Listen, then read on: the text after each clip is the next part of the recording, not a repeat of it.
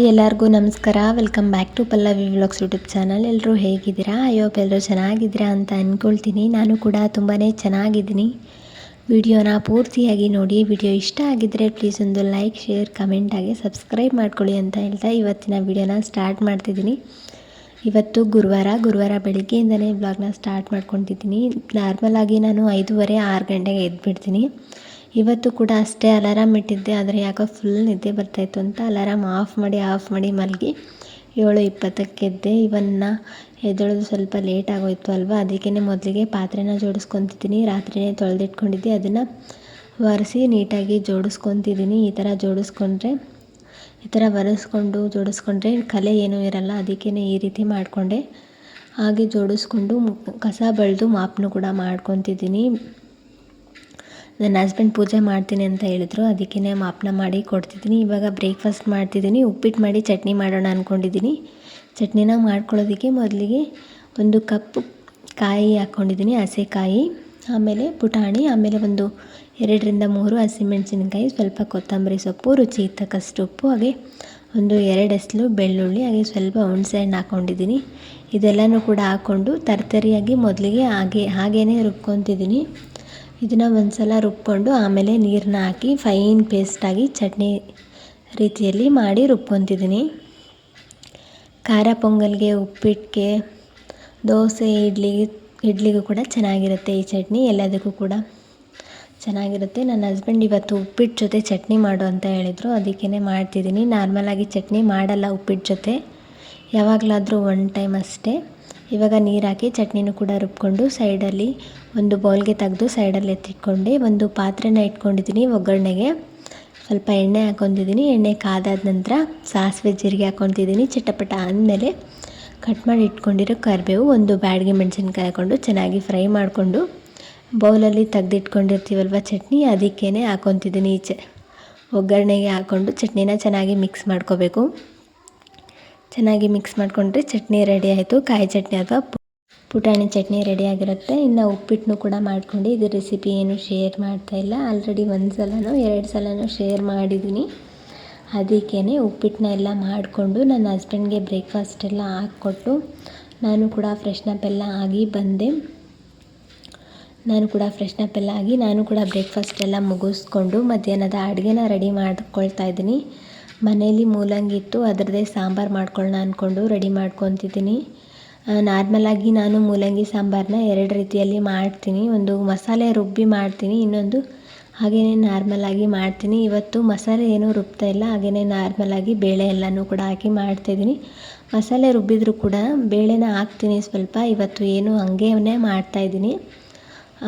2 ಟೈಮ್ಗಷ್ಟೇ, ನೈಟ್ಗೆ ಮತ್ತು ಮಧ್ಯಾಹ್ನಕ್ಕೆ. ಮಧ್ಯಾಹ್ನ ನಾನು ಒಬ್ಬಳೇ ತಿನ್ನೋದು, ನನ್ನ ಹಸ್ಬೆಂಡ್ ಇರಲ್ಲ, ಮಧ್ಯಾಹ್ನ ಡ್ಯೂಟಿಗೆ ಹೋಗಿರ್ತಾರೆ. ನೈಟ್ ಅಷ್ಟೇ ಅವರು ಮನೇಲಿ ಊಟ ಮಾಡೋದು, ಅದಕ್ಕೇ 2 ಟೈಮ್ಗೂ ಕೂಡ ಆಗೋ ಥರ ಮಾಡ್ಕೊಳ್ತಾ ಇದ್ದೀನಿ. ಬೇಳೆ, ಟೊಮೆಟೊ, ಮೂಲಂಗಿ ಎಲ್ಲನೂ ಕೂಡ ಹಾಕಿ ಕುಕ್ಕರ್ ಲಿಡ್ನ ಕ್ಲೋಸ್ ಮಾಡಿ ಕುದಿಲಿಕ್ಕೆ ಇಟ್ಕೊತಿದ್ದೀನಿ. ಹಾಗೆ ಇವಾಗ ಒಗ್ಗರಣೆಗೂ ಕೂಡ ರೆಡಿ ಮಾಡಿಕೊಂಡೆ. ಬೆಳ್ಳುಳ್ಳಿ ಬೇಕು, ಹಾಗೆ ಮೆಣಸಿನ್ಕಾಯಿ ಬೇಕು, ಸಾಸಿವೆ, ಜೀರಿಗೆ, ಕರಿಬೇವು ಎಲ್ಲನೂ ಕೂಡ ಬೇಕು ಅಲ್ವಾ, ಅದನ್ನು ಕೂಡ ಎಲ್ಲನೂ ಕೂಡ ತೆಗೆದಿಟ್ಕೊಂಡೆ. ಕುಕ್ಕರೆಲ್ಲ ಕೂಗಿ ಕೋಲಾದ್ಮೇಲೆ ಒಗ್ಗರಣೆ ಕೊಟ್ಕೊಂಡ್ರೆ ಆ ಸಾಂಬಾರು ಕೂಡ ರೆಡಿ ಆಗುತ್ತೆ ಅಂತ. ಹಾಗೆ ರೈಸ್ ಕುಕ್ಕರಲ್ಲಿ ಅಕ್ಕಿನ ತೊಳೆದು ರೈಸ್ಗೂ ಕೂಡ ಇಟ್ಟೆ. ಇವಾಗ 2 ಕೂಡ ಆಗ್ತಾಯಿದೆ. ನನ್ನ ಹಸ್ಬೆಂಡ್ ಮ್ಯಾಂಗೋ ಜ್ಯೂಸನ್ನ ತೊಗೊಂಡು ಬಂದಿದ್ರು, ಅದನ್ನು ಫ್ರಿಜ್ಜಲ್ಲಿ ಇಟ್ಕೊಂಡಿದ್ದೆ. ಅದನ್ನು ಇವಾಗ ಕುಡಿಯೋಣ ಅಂದ್ಕೊಂಡು ಕುಡಿದು ಆಮೇಲೆ ಸಾಂಬಾರಿಗೆ ಒಗ್ಗರಣೆನ ಕೊಟ್ಕೊಂಡು ಊಟ ಮಾಡಿಕೊಂಡು ಇನ್ನು ಇವತ್ತಿನ ಊಟಕ್ಕೆ ಅನ್ನ, ಮೂಲಂಗಿ ಸಾಂಬಾರು ಮತ್ತು ಮಾವಿನಕಾಯಿ ಚಟ್ನಿ.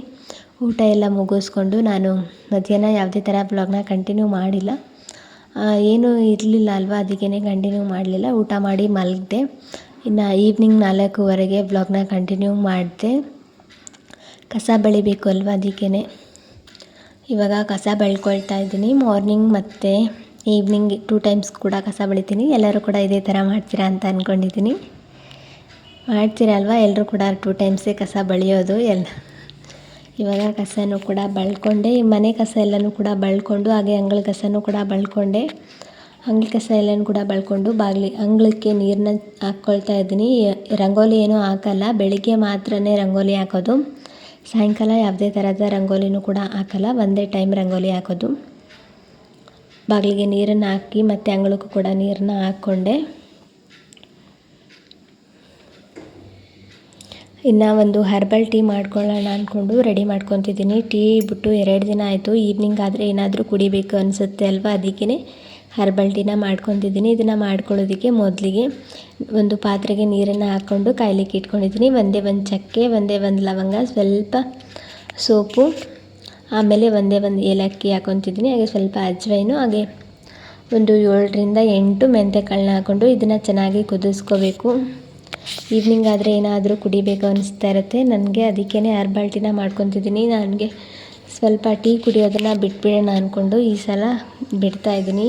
ಪ್ರತಿ ಸಲ ಕೂಡ ಹೀಗೆ ಆಗುತ್ತೆ, ಬಿಡಬೇಕು ಅಂತೀನಿ, ಮತ್ತೆ ಸ್ಟಾರ್ಟ್ ಮಾಡ್ಕೊತೀನಿ. ಈ ಸಲ ಗಟ್ಟಿ ನಿರ್ಧಾರ ಮಾಡಿ ಟೀ ಕುಡಿಯೋದನ್ನು ಬಿಟ್ಟಿದ್ದೀನಿ. ಅದಕ್ಕೇ ಸ್ವಲ್ಪ ಆವಾಗವಾಗ ಕುಡಿಬೇಕು ಅನ್ನಿಸ್ತಾ ಇರುತ್ತೆ, ಆವಾಗ ಅದಕ್ಕೇ ಈ ಹರ್ಬಲ್ ಟೀನ ಮಾಡಿಕೊಂಡೆ. ಇವಾಗ ಇದನ್ನು ಶೋಧಿಸ್ಕೊಂಡೆ, ಸ್ವಲ್ಪ ಜೇನುತುಪ್ಪನ ಹಾಕ್ಕೊತಿದ್ದೀನಿ. ಆಪ್ಷನಲ್, ಬೇಕಿದ್ದರೆ ಹಾಕೋಬೋದು, ಸ್ಕಿಪ್ ಮಾಡಿದ್ರು ಕೂಡ ನಡೆಯುತ್ತೆ. ಹಾಕ್ಕೊಂಡ್ರೂ ಕೂಡ ಟೇಸ್ಟ್ ತುಂಬಾ ಚೆನ್ನಾಗಿರುತ್ತೆ. ಹಾಗೆ ಸ್ವಲ್ಪ ಚಿಟಿಕೆ ಅರಿಶಿನ ಬೇಕಾದರೂ ಕೂಡ ಹಾಕ್ಕೊಂಡು ಕುದಿಸ್ಕೋಬೋದು.